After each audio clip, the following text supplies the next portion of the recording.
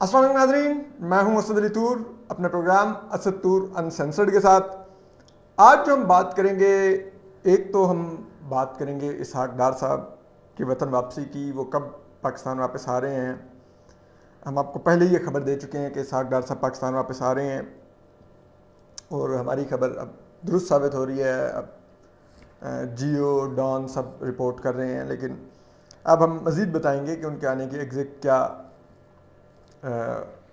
उम्मीद है कि कब तक वापस आएंगे और क्या करने आएंगे। हम ये आपको आज बात करेंगे। इसके अलावा हम आपको ये भी बताएंगे, आज हम बात करेंगे जो बच्ची हैं समी दीन बलोच, उनके वालिद को आज लापता हुए 13 साल हो गए हैं, उस पर भी ज़रा बात करेंगे।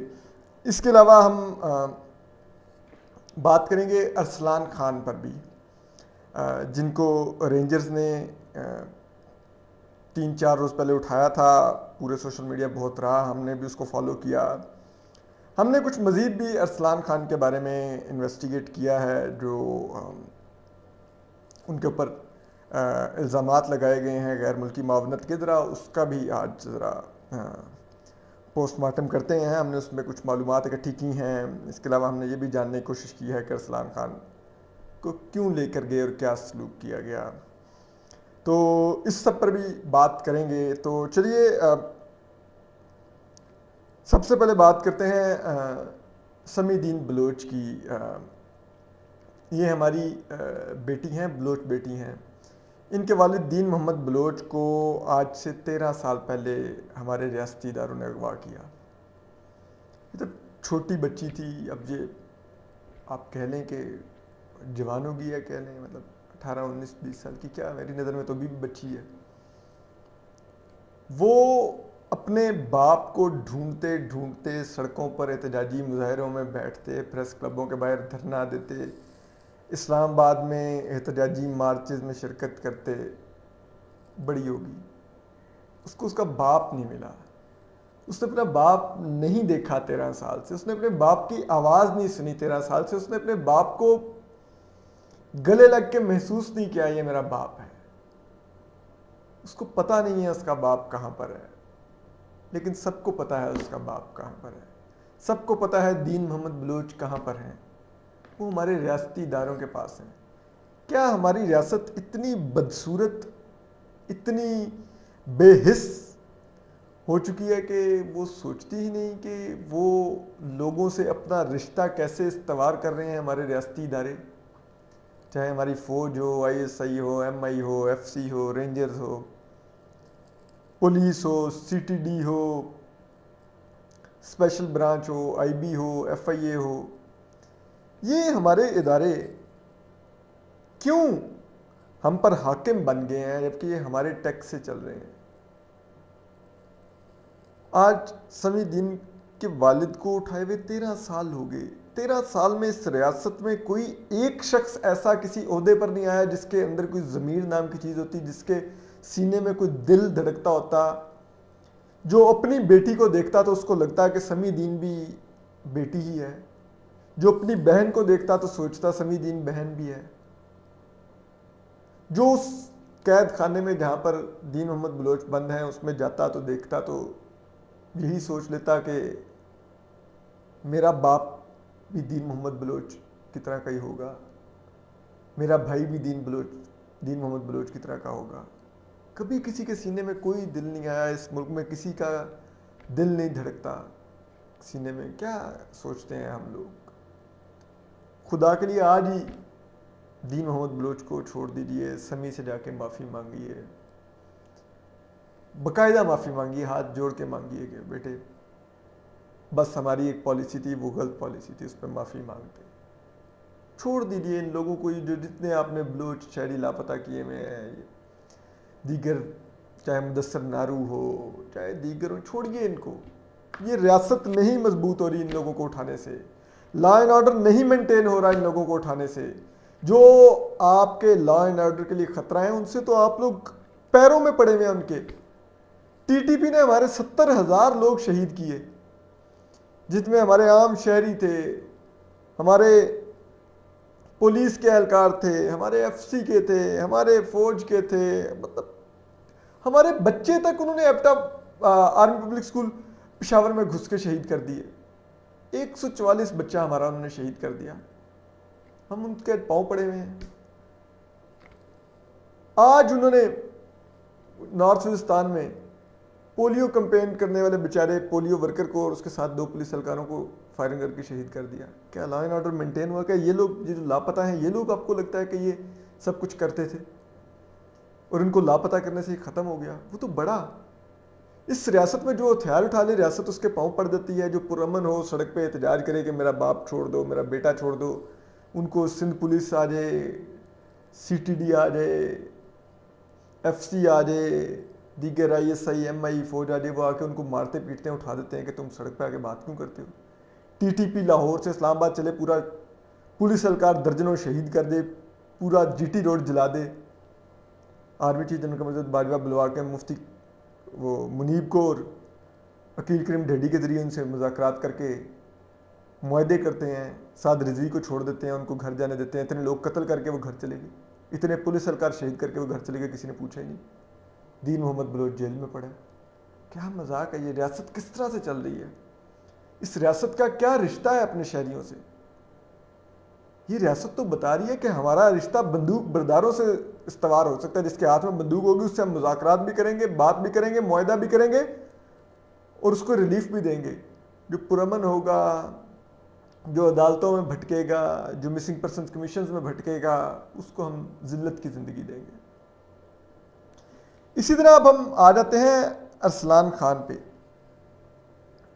आप सोचिए कि अरसलान को ये कुछ रोज़ पहले उठा के जब लेके गए रेंजर्स वाले और बाद में छोड़ दिया और कहा जी कि वो तो गैर मुबैना तौर पर एक दहशतगर्द तंजीम से रवाबित और उससे माली मावनत लेने का इंकशाफ हुआ। हम अरसलान से काफ़ी रब्ता करने की कोशिश कर रहे थे। उनके पास क्योंकि मोबाइल नहीं है, उनकी बेटी का मोबाइल भी ले गए हुए हैं, लेकिन उनके करीबी ज़राए से हमने बात की तो उन्होंने कहा कि अरसलान खान शदीद ज़हनी दबाव का शिकार हैं, वो और उनकी फैमिली, और वो अभी नहीं बात करना चाहते। लेकिन हमने, क्योंकि ज़ाहिर बात है अरसलान खान का ताल्लुक मीडिया से रहा है, तो हमने काफ़ी इन्वेस्टिगेट किया कि जी क्या अरसलान खान के क्या कोई ऐसे मामलात हैं, कैसा इनका फाइनेंशियल बैकग्राउंड है। तो अब जो तफसीलात सामने आ रही हैं, उन्होंने कल मेरा भी दिल दहला दिया। और ये मैं आर्मी चीफ जनरल कमर बाजवा साहब के लिए ये तफसीलात अब बयान करने जा रहा हूँ और फिर मैं उनको बताऊँगा कि क्या हम चाहते हैं। आपको मालूम है, जिस अरसलान खान पर आप गैर मुल्की या किसी भी दहशतगर्द तंजीम से माली मामलत लेने का, सो कॉल्ड दहशतगर्द तंजीम से माली मामलत लेने का इल्ज़ाम लगा रहे हैं, ये हमारे मसूफ रेंजर्स वाले, वो पिछले 4 साल से बेरोज़गार हैं, बुरे तरीन हालात में ज़िंदगी गुजार रहा है। आपको पता है 2 साल से उसके बच्चे स्कूल नहीं जा रहे क्योंकि वो फीस नहीं पे कर सकता बच्चों की। बमुश्किल अपने अपार्टमेंट का रेंट देता है। आपको पता है तकरीबन हर महीने उसके घर की बिजली कटती है क्योंकि बिल के पैसे नहीं होते उसके पास। क्या आप जानते हैं कि उसके घर का बिल कितना आता है? 5-6 हज़ार रुपया, क्योंकि उसके घर में कोई एसी है ही नहीं है उसके फ्लैट में। आप सोचिए कराची की इस तपती गर्मी में वो अपनी बेगम और एक हमारी माशाल्लाह भतीजी और एक हमारे भतीजे के साथ वो रहता है, वो उन बच्चों को एयर कंडीशन कमरा नहीं दे सकता। वो शदीद गर्मी में रहते हैं और 5-6 हज़ार बिल भी देने के उसको पैसे नहीं होते। क्या आप जानते हैं? उसके जानने वालों ने बताया मुझे कि वो उसने कुछ इस तरह से बजट बनाया पूरे महीने में वो 2 दफ़ा अपने बच्चों को बाहर से कभी कुछ पिज़्ज़ा या कुछ मंगवा के देता है खाने के लिए। इतने उसके पास सिर्फ पैसे होते हैं, 1000-1200 का पिज़्ज़ा आता है, ये उसका बजट है। ये उसके बच्चों की इंटरटेनमेंट है पूरे महीने की। गैर मुल्की फंडिंग लेने वाला अरसलान खान, आपको पता है, रिक्शे पे घूमता है, अपनी गाड़ी और मोटरसाइकिल तक नहीं है उसके पास। क्या आप ये जानते हैं? अब मैं ये पूछना चाहता हूँ, और जो अरसलान खान के साथ सलूक हुआ है कैद में और जो कुछ उसको कहा गया है, वो हमारे पास अमानत है, हम अभी फौरी नहीं कह रहे। हम आर्मी चीफ जनरल कमर बाजवा को चाहते हैं कि वो एक खुद से इंक्वायरी बिठाएं। उसमें 2 जर्नलिस्ट ने, 2 इंटेलिजेंस इदारों के एहलकार ने। ये 2 घंटे में इंक्वायरी कंप्लीट हो जाएगी। जो हमने हकायक बताए हैं कि क्या अरसलान खान के बच्चे स्कूल जाते हैं कि नहीं, जिस स्कूल में वो लास्ट टाइम गए वहाँ पे से चेक करवा लें कि आखिरी दिन कब अरसलान खान के बच्चे आए। उससे पता चल जाएगा कितने अरसे से उसके बच्चे स्कूल नहीं जा रहे। KSC से सिर्फ उसके अपार्टमेंट के बिल निकलवा लें, देख लें पिछले सालों के कितने बिल उसके बिजली के आते हैं और क्या उसकी बिल टाइमली पे होते हैं या उसकी बिजली काटनी पड़ती है। ठीक है, ये चेक करवा लें।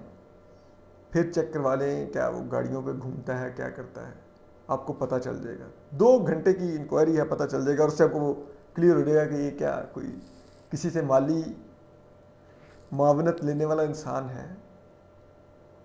इतना शर्मनाक सलूक आप करें एक इतने खुददार इंसान के साथ, सिर्फ इसलिए कि वो एक अपनी सोच रखता है, वो लापता अफराद के लिए बात करता है, वो उर्दू स्पीकिंग कम्युनिटी के लिए जो कराची की है उनके लिए बात करता है। आप उठा के उसको इतना गैर इंसानी उसके साथ सलूक करें, इतनी बुरी तरह उसको तशद्दुद का निशाना बनाएं और इतना शर्मनाक सलूक भी करें उस तशद्दुद के दौरान। मैं सिर्फ ये आपको हिंट दे रहा हूँ कि आपने वहाँ पे क्या कुछ किया, हमें सब पता है और बोल देंगे। ये अनसेंसर्ड है, यहाँ पे कुछ छुपेगा नहीं, लेकिन हम चाहते हैं कि शायद इदारे की कहीं ना कहीं कोई इज्जत बच जाए। हम जानते हैं कि जो इस वक्त DG रेंजर्स हैं, मेजर जनरल इफ्तिखार हसन चौधरी, ये 2019 तक आर्मी चीफ के मिलिट्री सेक्रेटरी रहे हैं। उनका जो आर्मी चीफ का सेक्रेटरीट है उसके सरबराह थे, ये ब्रिगेडियर थे तब, और वहाँ से ये प्रमोट होकर मेजर जनरल हुए और वहाँ से फिर अब ये DG रेंजर्स तैनात हुए। हमें मालूम है कि ये आर्मी चीफ जनरल कमर बाजवा ने ही इनको प्रमोट किया क्योंकि ये उनके सेक्रेटरीट के ब्रिगेडियर थे, तो यकीनन उनके करीब होंगे, उनके साथ काम किया है। लेकिन क्या इस तरह से प्रमोशंस हो रही हैं जिन लोगों के सीने में दिल नहीं है, वो जाके मेजर जनरल तो पहुँच रहे हैं। तो आज अगर इस चीज़ का नोटिस ना लिया गया तो कल को इन्होंने लेफ्टिनेंट जनरल भी होना है, हो सकता है आर्मी चीफ की रेस में भी आए। तो जो इस लेवल की इम्प्यूनिटी बतौर मेजर जनरल इंजॉय कर चुके हैं कि एक शहरी के साथ उन्होंने इतना बेईमाना सलूक किया, और ये तो वो है जो रिकॉर्ड पर आ गया क्योंकि अरसलान खान का मीडिया से ताल्लुक था, हम लोगों को पता चल गया, शोर मचा, हम लोगों ने उसको छुड़वा लिया। उसके बावजूद उस पर आपने एक शर्मनाक सी प्रेस रिलीज में इल्ज़ाम लगा दिया।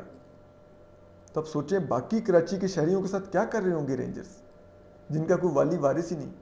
क्या वो किसी की माओ के बेटे बहने भाई नहीं होंगे जिनको रेंजर्स उठा के ले जाते होंगे और जून सलूक करते होंगे? वो तो रोंगटे खड़े कर देने वाला सलूक है। तो ये इंक्वायरी करें, हेड्स शुड बी रोल्ड।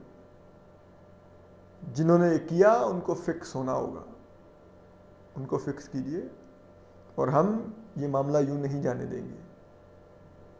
इस चीज़ को फिक्स करें। आर्मी चीफ जनरल बाजवा साहब इस चीज़ को फिक्स करें। आपका इदारा है, आपके इदारे से हमारा रिश्ता मोहब्बत का होना चाहिए, जो हमारी हिफाजत करता है, जो हमारे लिए बॉर्डर्स पर खून के नजराने देता है, जो दहशतगर्दों का मुकाबला करता है। लेकिन आपका हमारा जो ये रिश्ता बन रहा है, ये आपको सोचना चाहिए, ये रिश्ता आप लोगों को बेनिफिट नहीं करेगा। इसके बाद अब आगे आ जाएं, इसहाक डार साहब वतन वापस आ रहे हैं। हमने खबर दी थी, अब वो तस्दीक हो रही है कि जुलाई के तीसरे हफ्ते में वापस आ रहे हैं। पहले हल्फ लेंगे सेनेटर का, फिर वो वजारत संभालेंगे। कल शाहजेब खानजादा ने भी पूछा राना सनाउल्लाह से, तो उन्होंने कहा कि जी वो आए, जो मर्ज़ी होगी वो उनको पोर्टफोलियो मिल जाएगा।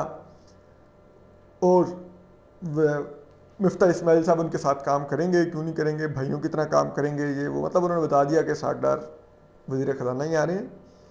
और मिफ्ता इस्माइल का दर्जा मालूम नहीं कि उसमें क्या रहेगा, क्या मुशीर रहेंगे। हमारा नहीं ख्याल कि वो मुशीर या कुछ रहेंगे वज़ारत ख़जाना में। और अब इसहाक डार साहब ही आके मईशत देखेंगे। मिफ्ता इस्माइल साहब की जो पॉलिसी है वो ज़रा इंडस्ट्रियल ग्रोथ की होती है, इसहाक डार साहब की जो पॉलिसी होती है वो ज़रा अवामी सतह की होती है, महंगाई ना हो, चीज़ें ना हो। लेकिन जो इस वक्त IMF प्रोग्राम चल रहा है और जो टारगेट्स हमें दिए गए हैं उनको मीट करने के लिए महंगाई तो होगी, तो मालूम नहीं इसहाक डार साहब कैसे आके इससे मीट करेंगे, देखते हैं। लेकिन इसहाक डार साहब वतन वापस आ रहे हैं 3 जुलाई के हफ्ते में, और नून लीग के जो करीबी ज़राए हैं उनका ये कहना है कि मियां नवाज शरीफ बहुत ज़्यादा वो अपसेट हैं कि जो उन्होंने एक पार्टी की एक बेस पंजाब में बनाई थी वो ये थी कि ज़रा आवाम को नून लीग आकर रिलीफ देती है, ताजिर का कारोबार चलता है, वो पिछले 2-3 माह में बुरी तरह हिट हुआ है। नून लीग का ये जो एक इमेज है उसको बड़ा नुकसान हुआ है, तो उसको कंट्रोल करने के लिए वो समझते हैं कि डैमेज कंट्रोल के लिए इसहाक डार करेंगे, लेकिन मौजूदा हालात में कैसे करेंगे बहुत ही परेशान कुन है और हैरान कुन होगा अगर वो कुछ कर पाएंगे। अपना ख्याल रखिए, सलामत रहिए, अल्लाह हाफिज़।